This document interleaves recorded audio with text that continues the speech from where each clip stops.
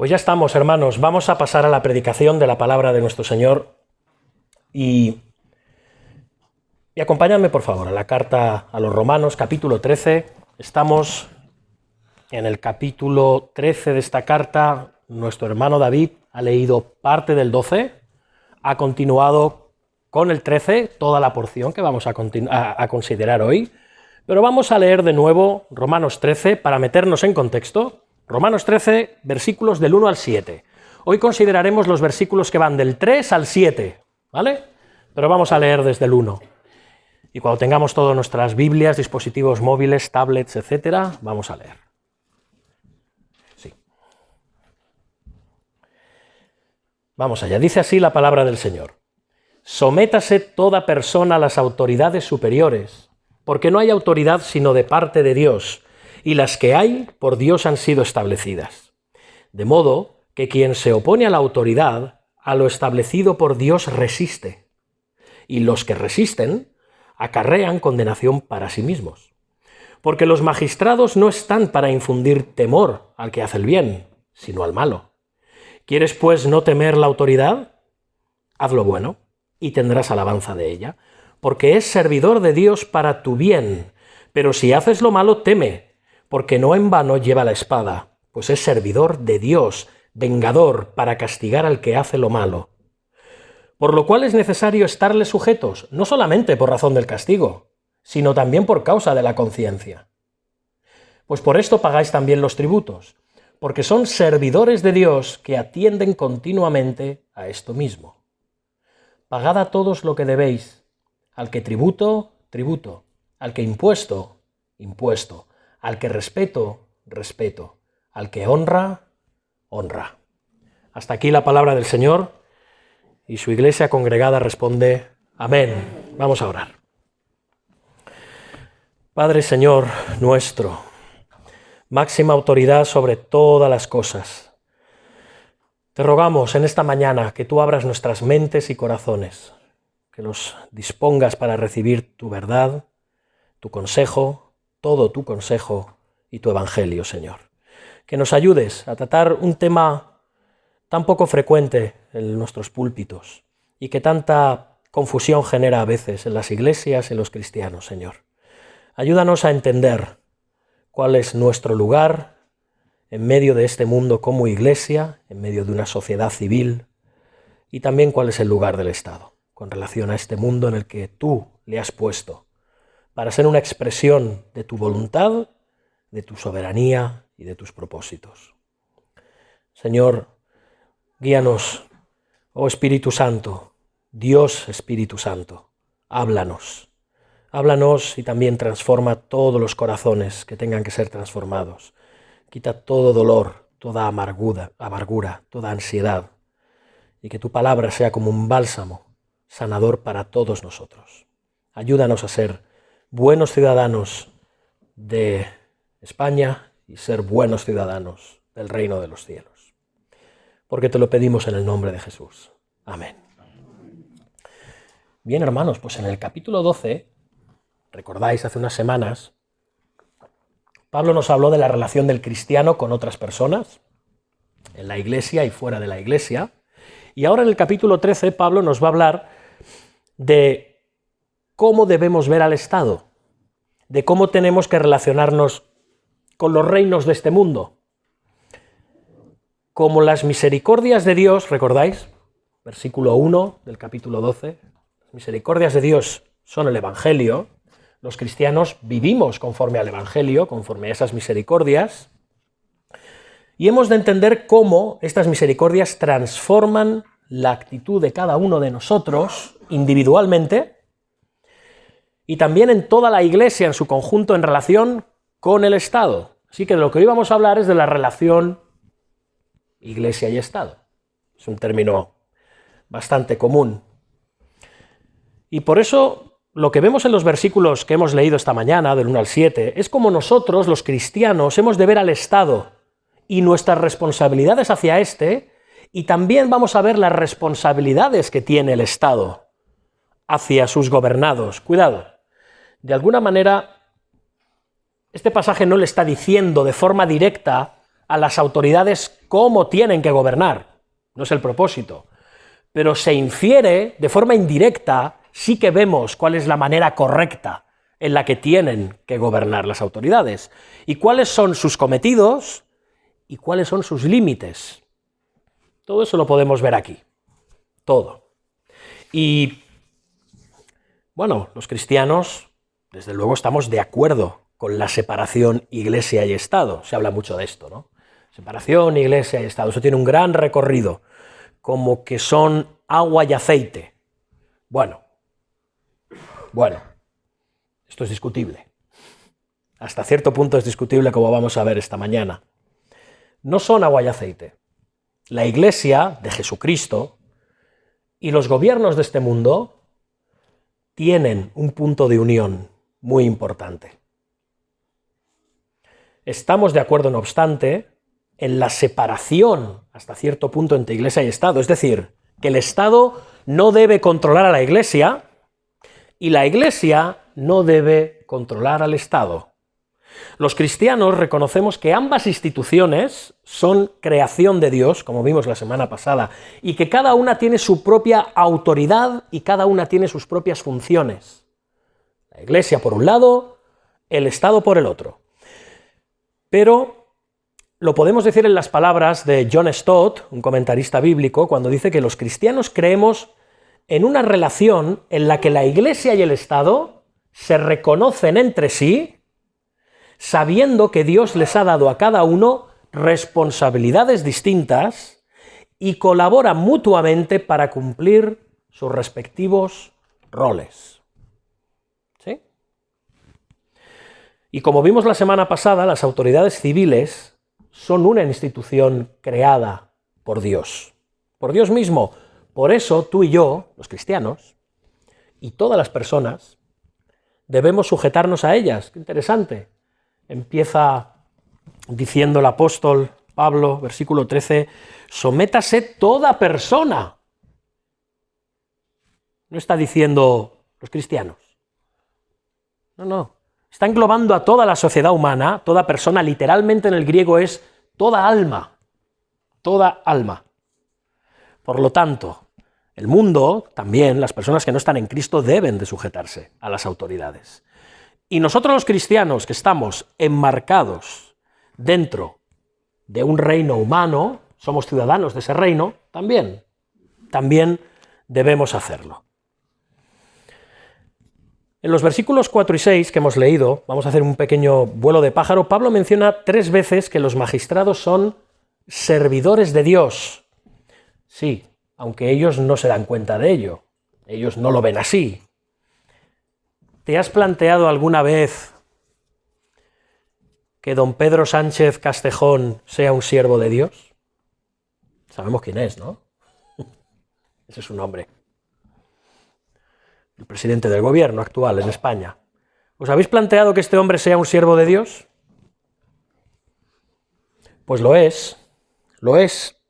¿Os habéis planteado alguna vez que los diputados que están en el Congreso son siervos de Dios? Pues lo son. Y el próximo presidente del gobierno, sea el que sea, vuelva a ser Pedro Sánchez, sea Pablo Casado, sea Santiago Abascal, o sea Perico de los Palotes, será un siervo de Dios. Exactamente como el que hay ahora mismo. De nuevo, ellos no lo saben, pero son siervos de Dios. Esto es lo que el apóstol Pablo escribe por inspiración divina, no lo digo yo. Creo que lo hemos leído bastantes veces en las últimas semanas. Y la semana pasada vimos el deber que tenemos los cristianos de someternos a las autoridades civiles, dentro de la esfera de autoridad que Dios les ha concedido, porque ellos tienen una esfera determinada de autoridad. Y también vimos que los cristianos nos seguimos sometiendo a las autoridades en cualquier circunstancia, aun cuando desobedecemos. Nos seguimos sujetando a ellos porque les reconocemos como autoridad, aun cuando no les podamos obedecer. ¿Cuándo no les vamos a obedecer bajo ningún concepto? Cuando prohíban hacer aquello que Dios, cuando ordenen hacer aquello que Dios nos prohíbe y nos prohíban hacer aquello que Dios nos ordena. En ese caso no podemos transigir, bajo ninguna circunstancia. Y este domingo vamos a centrarnos en los versículos del 3 al 7.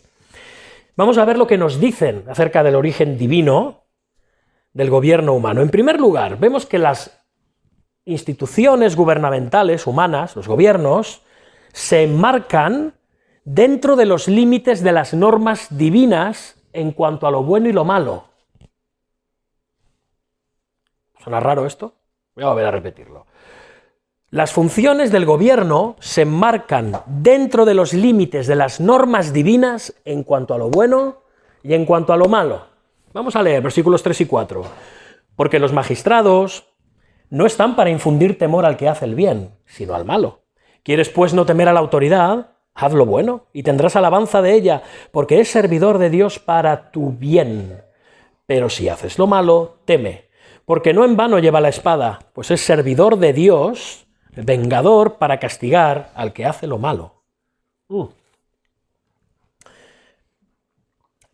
Es Dios, no el César, quien determina las funciones del gobierno y su radio de acción. Es decir, el gobierno debe animar y recompensar a aquellos que hacen lo bueno y debe perseguir, censurar y condenar a aquellos que hacen lo malo. Pablo aquí lo que está haciendo es suponer que existe una norma objetiva, una norma general y universal en cuanto a lo que es bueno y a lo que es malo. Lo que es bueno y es malo, hermanos, amigos, no lo determina el gobierno, lo determina Dios. ¿Sí? Y los gobiernos operan dentro de ese marco que Dios ha creado acerca de lo que es bueno y acerca de lo que es malo. No lo define el gobierno. Ni se decide por referéndum, ni por votación, lo que es moral o lo que es inmoral. Eso lo determina Dios, y está muy claro en su palabra. Como hemos dicho, hay una norma moral establecida por Dios dentro de la cual los gobiernos deben funcionar, porque es Dios quien la ha establecido en base a lo que Él determina bueno y malo. ¿Recordáis cómo es la voluntad de Dios? Es buena, es agradable, es perfecta. Él determina cómo son las cosas, no los seres humanos. Así que la función del gobierno no es decidir lo que está bien o mal. Su tarea es administrar justicia de acuerdo a las normas divinas entre lo que es bueno y malo. Ya está. Esa es su tarea. Y alguien dirá, sí, hombre, pastor, pero es que si la mayoría no son creyentes, ¿qué me estás contando? Ya lo sé que no son creyentes, pero todos los seres humanos, todos venimos a este mundo con una conciencia. Podemos adormecer más o menos, pero todos los seres humanos venimos a este mundo con la conciencia de lo que es bueno y malo. Como dice Pablo en Romanos 2.14, ¿recordáis al principio de la carta? Y hace tiempo de esto. Romanos 2.14, porque cuando los gentiles, la gente del mundo, bien, que no tienen ley, hacen por naturaleza lo que es de la ley, estos, aunque no tengan ley, son ley para sí mismos, mostrando la obra de la ley escrita en sus corazones, dando testimonio su conciencia y acusándoles o defendiéndoles sus razonamientos. ¿Sí? Todos sabemos cuando estamos haciendo algo bueno, todos sabemos cuando estamos haciendo algo malo. Con mayor o menor sensibilidad lo percibimos. Sabemos lo que está bien y sabemos lo que está mal. Podemos decir que los incrédulos, todas las criaturas, los incrédulos también tienen una especie de tribunal dentro de su corazón con un fiscal que les acusa o les exculpa en cuanto a sus propias obras. Solamente que hay un velo sobre los ojos de los incrédulos que no les ayuda a ir más allá en cuanto al verdadero alcance de la ley y cómo ésta les tiene que llevar a Cristo. Están velados, no lo ven. Pero tienen una conciencia en cuanto a lo correcto y en cuanto a lo incorrecto. Como dice Pablo, los incrédulos cumplen la ley por instinto, aun cuando la violan. Porque cuando lo hacen, saben que esto puede implicar castigo o rechazo social, dependiendo del tipo de fechoría que cometan. Por eso, los gobiernos pueden legislar acerca de lo que está bien y lo que está mal. Por eso, y nada más que por eso. Y aunque no todos los pecados pueden ser castigados por la ley, detrás de todo acto criminal hay un pecado. No todos los pecados se castigan como crímenes, según este mundo. Pensamos en el adulterio, quizás, ¿sí? O la mentira. Lamentablemente no es delito mentir. Y que lo hagan los políticos todavía menos. Aún menos delito es. ¿Bien? Pero detrás de todo castigo penado por la ley hay un pecado. ¿Sí? Es obvio. Está el mentiroso, está el adúltero, el inmoral, el adicto, el codicioso, el ateo, el injusto, el opresor. Estos son pecados sin castigo en nuestra sociedad actual. Pero también el ladrón, el defraudador, el acosador, el violador, el asesino, contienen pecados en sus propios crímenes. Así que, de nuevo, algunas cosas son punibles según el código penal que tenemos y otras no, pero todas son cosas pecaminosas ante el Dios 3 veces santo, que determina lo bueno y lo malo.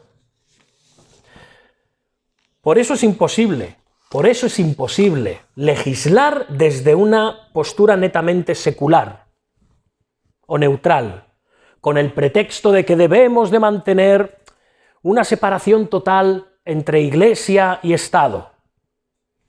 Es imposible porque el orden moral de Dios lo impregna todo, absolutamente todo, empezando por los corazones de todas las personas, que conocen lo correcto y lo incorrecto.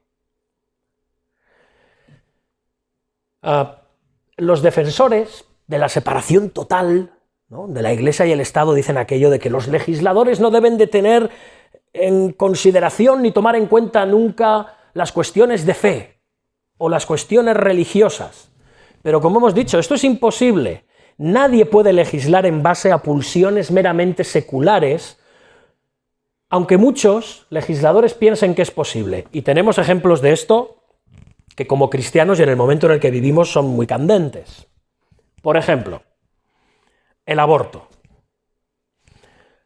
Lo que nosotros pensemos acerca de esto dependerá de lo que creamos acerca del origen de la vida humana. Los cristianos pensamos que la vida humana es sagrada, es santa, porque el ser humano fue hecho a imagen y semejanza de Dios. Por lo tanto, hay una santidad implícita en la vida y nosotros no podemos disponer de ella de forma arbitraria y caprichosa. Pero, por otro lado, están aquellos que creen que el feto, la criatura en formación, no es más que un conjunto de células sin ninguna vida y sin ninguna importancia, más allá del hecho de que existe, de que se están empezando a generar ahí según qué procesos, y no hay nada más, y no hay absolutamente nada más. Pero claro, luego los incrédulos son intelectualmente incoherentes con esto. Lo son, porque desde el mismo momento en el que son conscientes de ello, la mayoría de las madres y padres, aunque digan que eso no es una vida humana, ya empiezan a hablar a su hijo y a hacerle carantoñas y a cuidar de él desde el mismo momento en el que saben que está en el vientre materno. Y hacen todo lo posible por preservarlo y cuidarlo. Tú te vas a acercar a una madre que no es creyente y le vas a decir, estás en estado, bueno, eso es un montón de células, ¿no? ¿Cómo te va la vida? Me da igual eso. Es comparable al dedo gordo del pie derecho. ¿Verdad que no hacemos eso? Ni ellos hacen eso con sus amigos y familiares, cuando se enteran que alguien ha quedado en el estado, todos se alegran. Vemos la incoherencia que hay en la mente humana, pero aún así, ellos, de alguna forma, los que defienden el aborto, presuponen que el feto no es un ser humano. Pero realmente lo que subyace detrás de esto es una fe religiosa. Porque tampoco hay una forma de demostrar que eso que hay en el vientre materno no es un ser humano. ¿Hay una forma científica de demostrar que eso no es un ser humano? ¿No tiene un alma? Ellos presuponen que no la tienen, con la misma fe que nosotros aseguramos que sí que la tienen. O sea que son dos visiones religiosas opuestas. Nadie es neutral en esto. Todos afirmamos una serie de dogmas de fe. Unos dogmas de fe ateos, otros dogmas de fe espirituales, bíblicos en nuestro caso. Pero todos presuponemos cosas por fe, porque hay cosas que no son científicamente demostrables. Así que no, en el caso del aborto no se puede legislar de forma neutral. No se puede. Y lo mismo ocurre con la ideología de género. Nosotros defendemos, porque la Biblia nos lo proclama, que el hombre fue creado, el ser humano, fue creado hombre y mujer. Mujer y hombre. Y así nos seguimos reproduciendo y repartiendo por este mundo desde el principio de los tiempos. Bien, pero los que defienden la ideología de género asumen que el sexo biológico no nos define como hombre y mujer, sino que lo que importa es cómo nos percibimos, cómo nos sentimos por dentro. Si yo esta mañana me despierto creyendo que me tengo que llamar María Asunción y me tenéis que llamar por el pronombre femenino, tenéis que hacerlo. Ya en España existe una ley que puede hacer que yo os fuerce a ello. Pero lo cierto de todo esto es que aunque quienes defienden la ideología de género presupongan que a las personas hay que ubicarlas o definirlas en base a lo que sienten y no según a su biología y su anatomía, también están cayendo en la deshonestidad e incoherencia porque no hay una manera objetiva y científica de demostrar que nuestro sexo y naturaleza lo define lo que tú sientes. Lo contrario sí. Igual que cuando empezamos a ver que un bebé empieza a crecer en el vientre de una madre y podemos identificar eso de una forma biológica como vida, como un ser vivo, de la misma manera también podemos demostrar que nuestro sexo y naturaleza están determinados por la biología, por nuestros atributos sexuales y físicos y biológicos, no por lo que sintamos en un momento dado. El hombre caído, al final, hermanos, decide por sí mismo redefinir la moral. Eso es lo que busca. Redefinir cómo son las cosas, lo bueno y lo malo, en sus propios criterios, lo cual no es nuevo. Esto lleva haciéndose desde el Edén, cuando Eva y luego Adán decidieron redefinirse, es decir, llegar a ser como Dios, conociendo el bien y el mal por ellos mismos. Lo cual obviamente es imposible en realidad, hermanos, porque es un burdo, pero eficaz, engaño demoníaco. Decir que los seres humanos pueden decidir por sí mismos lo bueno y lo malo, pero nuestros primeros padres sucumbieron de forma rebelde y deshonesta a esta proposición de Satanás. Por eso, el ser humano no puede ser neutral a la hora de opinar ni a la hora de legislar. No puede. Hay presuposiciones que se hacen por fe. Pero claro, cuando es un cristiano el que opina, inmediatamente quieren silenciarnos, sacando como argumento la separación de Iglesia y Estado. Ahora, eso sí, si tú citas a Aristóteles, si tú citas al Mohandas Gandhi, al Dalai Lama, no sé, a John Lennon, a Steve Jobs, o incluso a Belén Esteban, Jorge Javier Vázquez, Javier Bardem, Joaquín Sabina, o Carmen de Mairena, da igual, quien quieras, no hay problema, no pasa nada, cero. Pero si citas la Biblia, estás siendo retrógrado, estás siendo intransigente, estás siendo intolerante, porque esta es una opinión religiosa, es una opinión reaccionaria y debemos mantener un muro de separación entre la Iglesia y el Estado. Eso ha quedado enterrado en el antiguo régimen. Ya está. La Iglesia ya no tiene nada que decir aquí. Dios no tiene opinión acerca de las leyes humanas. Olvidando que ellos, en la forma en que viven, opinan y legislan, están asumiendo presuposiciones que las tienen que aceptar por fe. Sus ideas y sus profetas ateos son altamente religiosos, pero de otra manera. Digamos, hermanos, que experimentamos una batalla en sociedad de ideas, una batalla de religiones, pero solo dos, Solo dos. La bíblica y la de este mundo, con todas sus variantes, que al final es siempre la misma: negar a Dios. Una sociedad que es presa de una dictadura ideológica, una dictadura de lo correctamente político, una dictadura ideológica intolerante con todo el disidente. Un cristiano bien informado, hermanos, tiene mucho que decir acerca de la política y el gobierno. Que nos sometamos a las autoridades, como ya dijimos la semana pasada, dijimos muchas cosas, las refrescamos, no quiere decir que no tengamos opinión.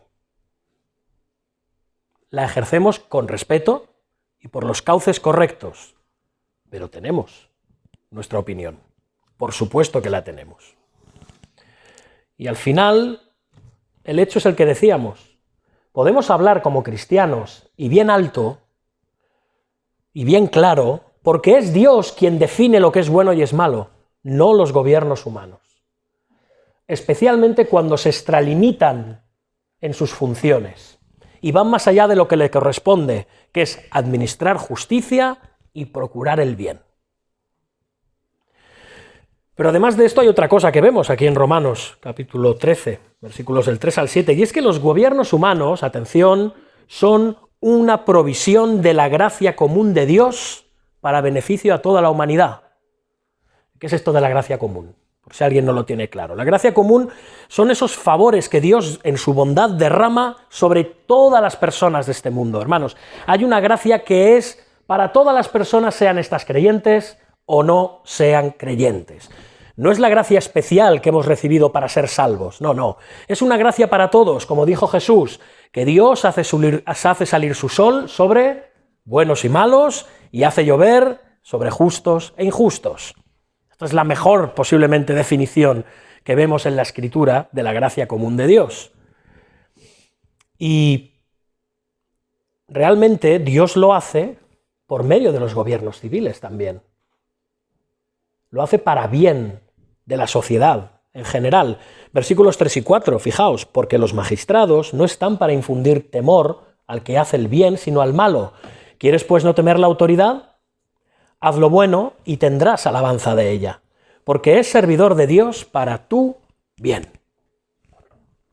Lo que Pablo dice aquí es que el gobierno tiene como fin promover el bien y los intereses de la comunidad y administrar justicia.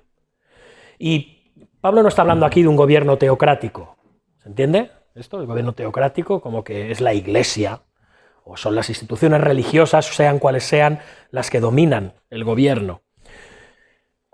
No habla de eso, sino de magistrados civiles de cualquier religión y de cualquier nación, o de ninguna religión incluso. Habla de todos los magistrados civiles. El poeta griego Solón de Atenas, allá por el siglo VI, el cual fue también un reformador político y legislador, dijo lo siguiente, el siglo VI antes de Cristo. La función del gobierno consiste en dos cosas: castigar a los buenos y recompensar a los malos. Y si se pierden tales cosas, toda disciplina de las sociedades humanas se disipa y viene a tierra. Bien sencillo, ¿no? Básicamente es la idea de Romanos 13. Pero, por ejemplo, en nuestra Constitución, la Constitución Española de 1978, en su preámbulo se dice lo siguiente. Se dice que los objetivos de la Constitución son estos: establecer la justicia, la libertad y la seguridad, promover el bien de cuantos integran la nación española, garantizar la convivencia dentro de las leyes conforme a un orden económico y social justo, asegurar el imperio de la ley, proteger a todos los españoles en el ejercicio de sus derechos, promover una digna calidad de vida y fortalecer las relaciones pacíficas y la eficaz cooperación. Pues muy bien, ¿no?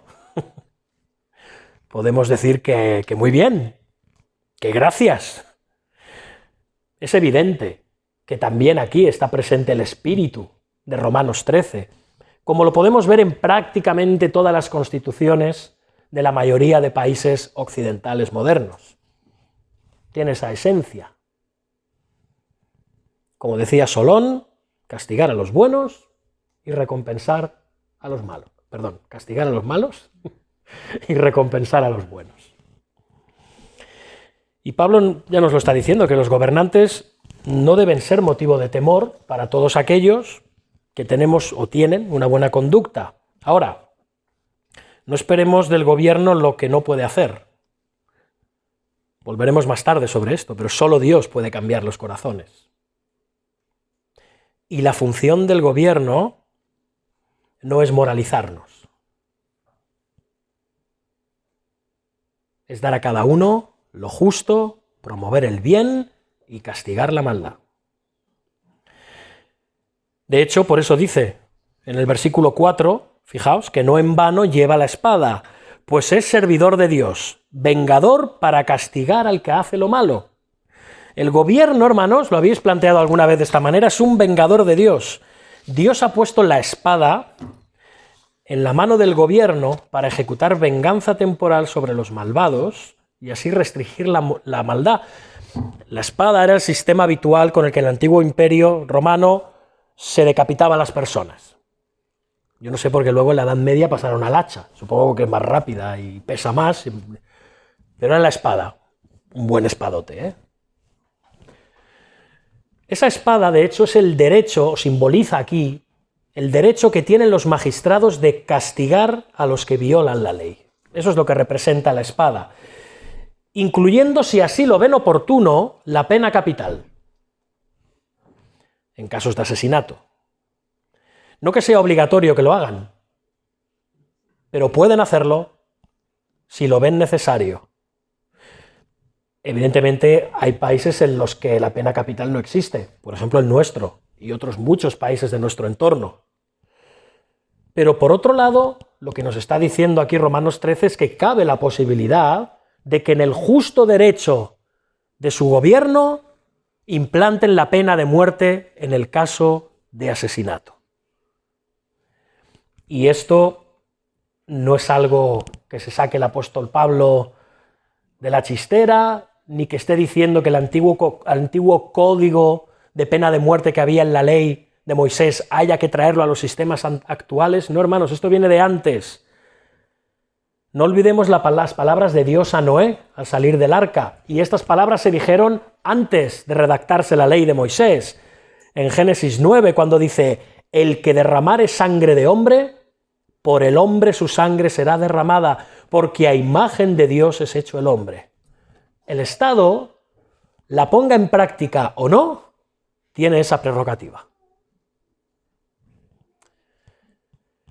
Recordamos Romanos 12:19, lo hemos leído hoy, no os venguéis vosotros mismos, amados míos, sino dejad lugar a la ira de Dios, porque escrito está, mía es la venganza, yo pagaré, dice el Señor. Es decir, lo que tú y yo no podemos hacer a nivel personal, vengarnos, el Estado tiene potestad para hacerlo, porque Dios les concede esa autoridad de ejercer venganza, aunque sea temporal. Y digo temporal porque la venganza absoluta la traerá el Señor en el día del juicio. Pero esa venganza temporal muchísimas veces la trae Dios a través de los gobiernos civiles, incluyendo en ocasiones, cuando ese gobierno lo cree pertinente, la pena de muerte, en el caso de asesinato.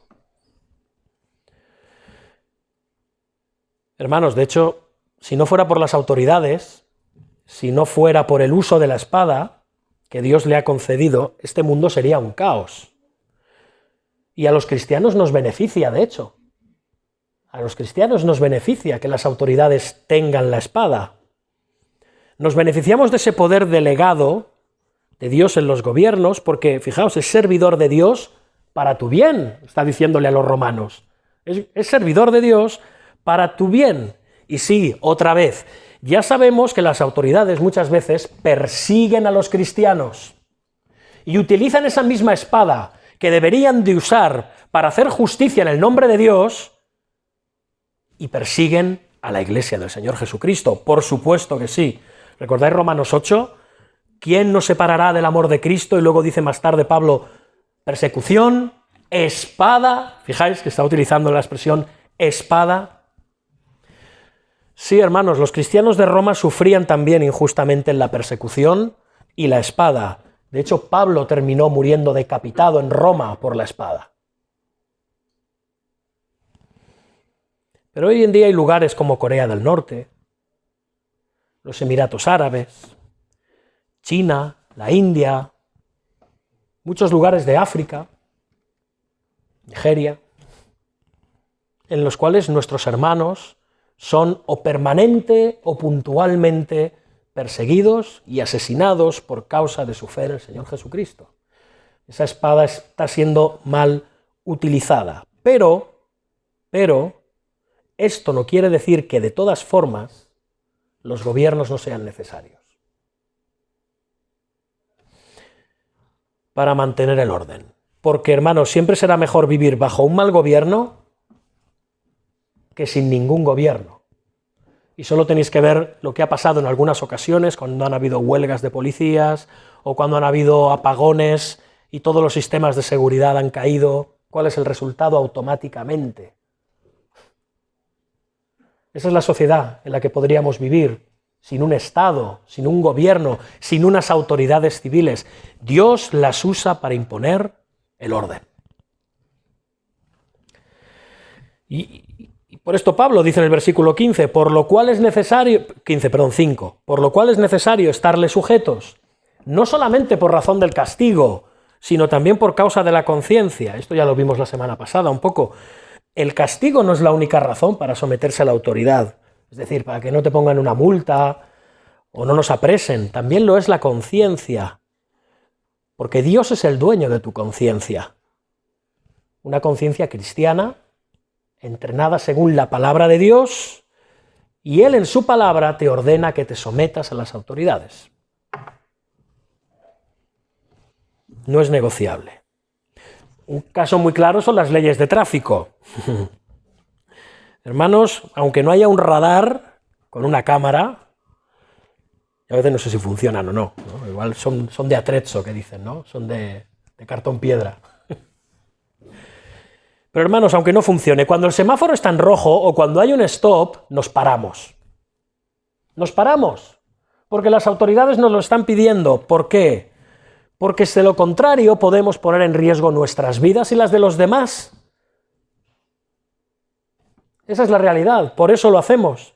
Y aunque los cristianos somos primariamente ciudadanos del reino de los cielos, nuestro Rey, Jesús, nos dice que nos sometamos a las autoridades.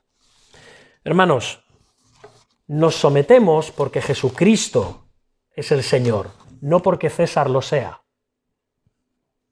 Nos sometemos porque Cristo es el Señor, no porque César sea el Señor.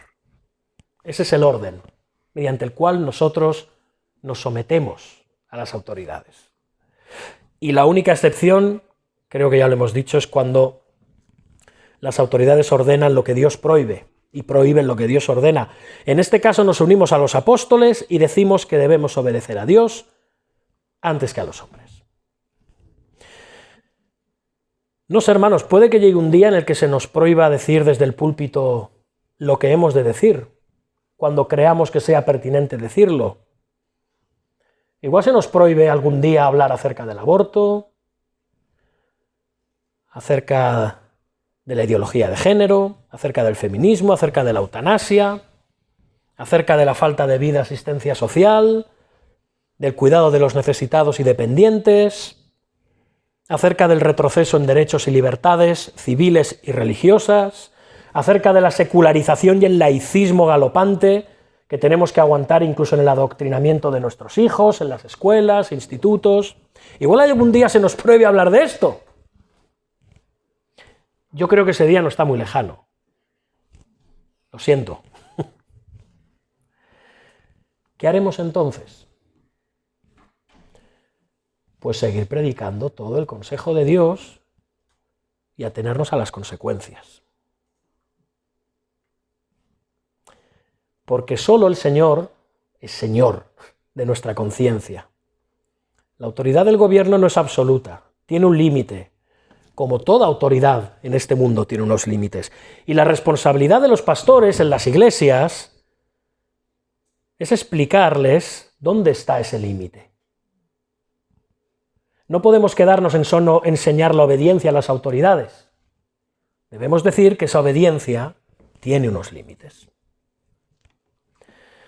Y como dijimos la semana pasada, el límite no es si te gusta más o menos lo que el gobierno hace, si se amolda más a tus ideas o es más afín al partido político que sigues o al otro, o a tu ideario económico y social, etc. No, ese no es el punto. Esto no va de tus apetencias políticas, las cuales muchas veces recapacita porque son heredadas, como el club de fútbol al que perteneces, la mayoría de veces.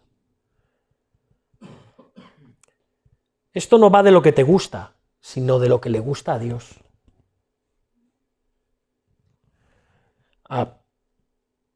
Pero aún cuando tengamos que desobedecer, lo haremos con sumisión y lo haremos con respeto. Así lo haremos, ni más ni menos. Nuestra sumisión es por defecto. Nuestra obediencia no es por defecto.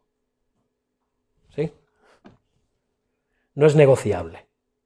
El límite es la voluntad de Dios, buena, agradable y perfecta. Ese es el límite de nuestra obediencia. Y esto nos lleva a la última cosa que podemos notar en este pasaje, ya que los gobernantes son servidores de Dios y lo que hacen es para nuestro bien, el bien de la sociedad en términos generales, debemos pagar nuestros impuestos y tratarlos con el respeto debido. Esto ya nos cuesta más. Y más aún quizás en la región o autonomía o latitud de la península ibérica que nos ha tocado vivir. Aquí parece que somos más díscolos. Pero esto es la realidad. Nos podría haber tocado otra, pero estamos aquí, en la providencia del Señor. Y el gobierno que tenemos es el que tenemos. Y lo que pone en nuestro DNI, hermanos, es lo que pone en nuestro DNI. Y de puertas para afuera, de España, lo que pone en nuestro pasaporte es ciudadano del Reino de España, toma ya. Esto es lo que las autoridades civiles de nuestro gobierno dicen. Puede cambiar, pero a día de hoy es lo que las autoridades de nuestra nación dicen. Fijaos qué privilegio, somos ciudadanos de dos reinos, también del de España. Hermanos, versículo 6. Pues por esto pagáis también los tributos, porque son servidores de Dios que atienden continuamente a esto mismo. Hermanos, aunque los gobernantes no lo sepan, ya lo hemos dicho antes, ellos fueron puestos por Dios para hacer bien a la sociedad. Nuestra responsabilidad con respecto al pago de los impuestos es pagarlos. Porque ellos hacen el bien por medio del uso de los impuestos. Debemos dar a César lo que es de César y a Dios lo que es de Dios. Y hermanos, amigos, ellos, no os quepa ninguna duda, como toda autoridad en el hogar, en la iglesia, en el trabajo, en cualquier estamento, también las gubernamentales, ellos darán cuenta en el tribunal de Dios. Mucho jaleo ahora con el tribunal de cuentas, ¿no? No sé si oís las noticias un poquito. Bueno, el verdadero tribunal de cuentas es el que se van a encontrar nuestros gobiernos en los cielos. Ese es el tribunal de cuentas, donde van a tener que rendir cuentas por cómo han usado las cuentas. En la presencia del gran banquero del universo. del gran ministro de Economía del universo, Dios. Ellos darán cuenta en cómo han utilizado estos recursos. No os quepa duda, si los usaron para promover agendas inmorales y perversas, si los usaron para mejorar, no para mejorar la vida de los contribuyentes, sino para mejorar la suya propia y comprarse una mansioncita en una urbanización de lujo, ellos rendirán cuentas. Si lo usaron para ejercer sobornos y otro tipo de prevaricaciones, ellos darán cuentas. Ante Dios darán cuentas, no nos quepa ninguna duda. En el día de su muerte o el día que venga el Señor, darán cuentas. Pero nuestra responsabilidad es darle a César lo que le corresponde al César y a Dios lo que es de Dios. Pagad a todos, dice el versículo 7, pagad a todos lo que debéis, al que tributo, tributo, al que impuesto, impuesto, al que respeto, respeto, al que honra, honra. Una pregunta, ¿quién imprime y acuña moneda? El gobierno. Por lo tanto, devuélveselo. No es tuyo. No vivamos con la vana ilusión de creer que el dinero que tenemos es nuestro, porque no lo es. Pertenece al Estado. No es tuyo. En absoluto. Tu prosperidad no depende del dinero que tienes en el banco. Depende de Dios. Dios es quien te sostiene con 20 euros y con 200. El dinero no te pertenece, es de ellos. Y lo administran para nuestro bien. Ya está. Ya está. Dios nos sostiene no por el dinero que tengamos en el banco, el dinero de curso legal que está por ahí moviéndose, no es nuestro, está permanentemente en movimiento. Tenemos esa ilusión de que son mis bienes, mis ahorros, si lo que tienes pertenece al Banco de España y ahora al Banco Central Europeo. Devuélveselo. No depende de lo que tienes ahí acumulado, es Dios que te sostiene, quien te prospera con su gracia, con su providencia, con su amor. No el dinero que tienes acumulado. Si vives según esa falsa ilusión, te equivocas. Que no estoy diciendo que empecéis a derrochar, ¿no? Pero la realidad es esa, siendo objetivos. El dinero es de ellos, lo quieren, devuélveselo, dáselo. Dios te sostendrá, tengas mucho o tengas poco, o ningún dinero. Dios te sostendrá. Y es curioso porque en el tiempo que el apóstol Pablo escribe esta carta, los ciudadanos del imperio se estaban movilizando y se estaban quejando contra la enorme carga impositiva que había impuesto Nerón, por medio de impuestos directos e indirectos. Y ahora llega el apóstol Pablo por inspiración y dice: pagad a todos lo que debéis, al que tributo, tributo. Sería cómico si no fuera porque... ¿Os imagináis la cara de los romanos escuchando esto?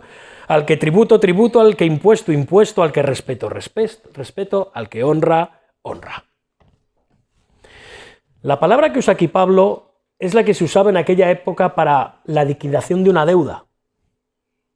Pablo está diciendo: salda tus deudas con el Estado. El dinero es suyo. Dáselo, devuélveselo. ¿Cómo? Pagando nuestros impuestos. ¿Para qué? Para que el gobierno, en términos generales, pueda seguir actuando como servidor de Dios para nuestro bien. Así que, hermanos, aunque nos toque disentir con ellos, aunque pensemos lo que pensemos de la carga fiscal que experimentamos y del uso que se hace de los impuestos, etcétera, etcétera, incluso cuando tengamos que desobedecer las leyes del César porque éstas nos ponen en contra de las leyes de Dios, de ninguna manera, como dice Pablo, debemos perderles el respeto. Bajo ningún concepto debemos insultarlos, debemos abuchearlos, ni constituirnos en ningún tipo de fuerza o resistencia, ya sea activa o pasiva. Esa no es la tarea de los cristianos. Debemos darle al que respeto, respeto, al que honra, honra. Y esto incluye lo que publicamos en las redes sociales. Y ahí yo entono un mea culpa, hermanos, porque yo he sido muy ácido y muy crítico en algunas ocasiones con el gobierno. Es más, recientemente lo he sido. Y a mí esto me ha puesto un poco en vereda la preparación de este sermón. Hermanos,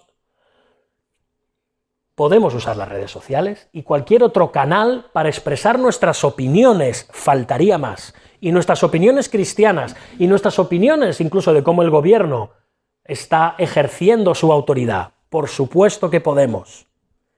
Cuando vemos que el gobierno se extralimita en sus funciones, podemos y debemos denunciarlo, porque el sistema de libertades en el que estamos, de momento, nos lo permite. Pero eso sí, nunca podemos denigrar, faltar e insultar a las autoridades en las redes sociales ni en ningún otro lugar. Concluyendo, hermanos, este pasaje me gustaría decir que es complicado porque aparentemente es tan fácil. Vale, Pablo, muy bien, lo que tú digas. Pero hay tantas implicaciones. Hermanos, seamos honestos, vamos a seguir hablando un poquito más en las semanas venideras de otras cosas, pero que tienen relación. Pero este pasaje no responde todas las dudas que tenemos en cuanto a la relación entre el cristiano y el Estado. No las responde, ni da todas las soluciones, ni muchísimo menos. Ojalá, ¿no? No. Por aproximarnos a nuestros días, ¿debemos vacunarnos o no debemos vacunarnos? Si nos vuelven a confinar, ¿nos congregaremos esta vez, digan lo que digan, o volveremos a cerrar las iglesias? ¿Qué hay del uso de la mascarilla? ¿No empieces a estar un poco hasta arriba de la mascarilla? ¿Y qué decir de las restricciones de movimientos y horarios que atentan contra las libertades individuales? Así lo ha declarado hace poco el Tribunal Constitucional. Pero igual nos lo vuelven a pedir. ¿Y el rastreo y censura en las redes sociales contra comentarios disidentes a la versión oficial? ¿Hemos hecho lo debido en las iglesias en España en cuanto a esta crisis del coronavirus? ¿Qué hay de los que no se han vacunado, ni se piensan vacunar? ¿Y si nos enfrentamos ahora a confinamientos selectivos? Tú no te has vacunado, a tu casa. Todas estas preguntas, que están en el aire, no las responde de una forma directa. Romanos 13. Y además, ¿sabéis qué? Que no todos los cristianos vamos a llegar a las mismas conclusiones. Y debemos aprender a respetarnos mutuamente. Aunque tengamos diferencias de opinión sobre este tipo de cosas u otras, debemos preservar a toda costa la unidad de la Iglesia. La unidad y el amor en la Iglesia, y no algunas cosas que se ven por ahí, que son para echarse a temblar. Cuestionamientos, acusaciones, insultos, denigraciones entre siervos de Dios, entre iglesias, entre cristianos. ¿Pero esto qué es? ¿Esto qué es?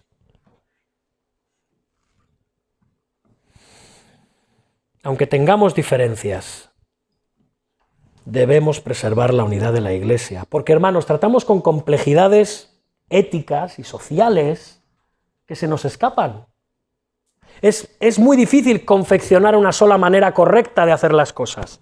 Es más, igual no hay una sola manera correcta de hacer las cosas en estos asuntos. Es difícil. Ninguna situación, ninguna persona, ninguna iglesia, ningún país es igual. De manera que no nos podemos aproximar de la misma manera a estas circunstancias. Y Romanos 13 no nos da todas las respuestas. Pero, hermanos, lo que sí nos enseña Romanos 13 es lo siguiente, que el gobierno es una institución divina y que debemos someternos a ella y obedecerla siempre y cuando éstas no prohíban lo que Dios ordena y ordenan lo que Dios prohíbe. Debemos pagar nuestros impuestos y debemos tratarles con respeto. Esto sí que está clarísimo en Romanos 13. Esto sí. Como decía Mark Twain, el escritor, no me preocupan las partes de la Biblia que no entiendo, me preocupan las que entiendo. Y esto está muy claro. La responsabilidad de las autoridades no es transformar moralmente a la nación, es mantener el orden público. Por supuesto que el Código Penal, al recompensar el bien y castigar el mal, restringe la maldad de alguna forma y genera una cultura, una sociedad, vamos a llamarla moral, ética y responsable hasta cierto punto. De acuerdo, pero moralizarnos, convertirnos en buenas personas, no es la tarea del gobierno.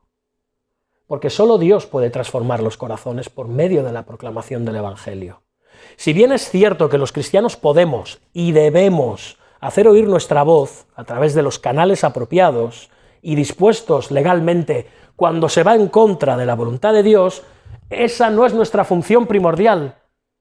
Nuestra función primordial y principal es proclamar el Evangelio como iglesia. Cuidado que no digo la única, digo la primordial. Esa es nuestra responsabilidad.